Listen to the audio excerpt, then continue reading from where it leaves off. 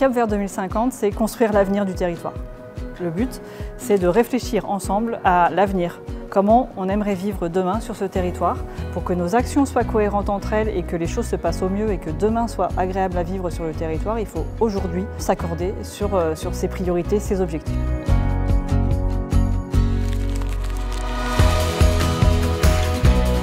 Les atouts d'Alençon, c'est une communauté urbaine et rurale. On est quand même dans un territoire plus que rural, agricole, où il faut que les deux soient complémentaires surtout, mais pas se combattre l'une contre l'autre.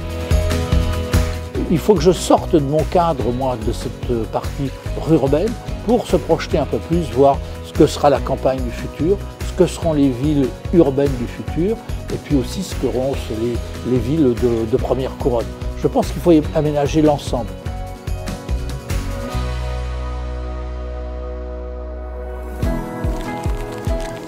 On a sur le territoire une dynamique RSE qui est assez forte, assez réelle et une sensibilité de la part de nos élus. On est là autour de la table, tous les profils de personnes qui interviennent, qui donnent leur avis, qui réfléchissent, qui soient moteurs. Je trouve ça plutôt encourageant pour l'avenir, de se dire qu'il y a plein de gens qui sont intéressés à l'idée de savoir ce qu'on va faire demain. Il faut qu'on ait envie de bousculer tout ça, de trouver les bons leviers. L'acceptation du changement, ça va être un petit peu un des enjeux de demain. Les ateliers avec les habitants, c'est le moyen pour nous de recueillir le point de vue, les attentes, les vigilances aussi. Et pour ça, la méthode, c'est une méthode ludique, puisqu'on demande aux habitants de créer des affiches pour synthétiser leur vision du territoire en 2050.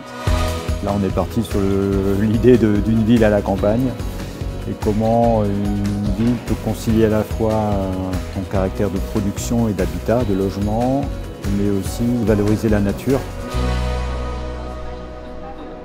Il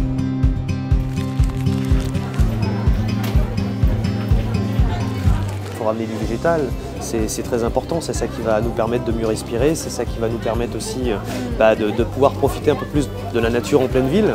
Il faut observer, en fait c'est comme un enfant qui grandit, observez le monde dans lequel vous vivez et vous verrez que finalement c'est un monde de mixité. Maintenant il faut les rapprocher de la nature, et les rapprocher d'eux, entre eux, intergénération, et je pense qu'à partir de là, il n'y a pas de raison, on va réussir.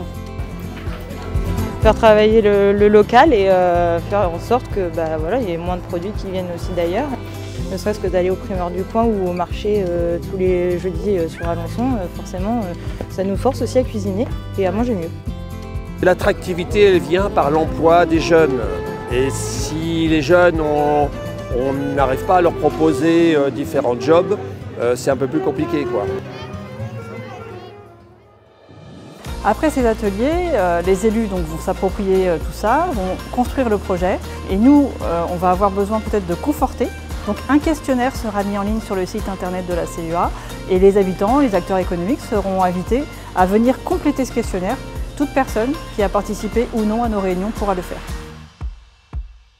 Ce travail sur le SCOT AEC, il est important pour imaginer notre territoire pour les 2 décennies qui vont venir, dans des domaines aussi différents que le climat, le logement, les mobilités par exemple. Donc c'est un sujet qui doit intéresser un maximum de nos concitoyens. On a besoin des avis, les plus divers d'ailleurs, pour imaginer notre territoire pour les années 2050.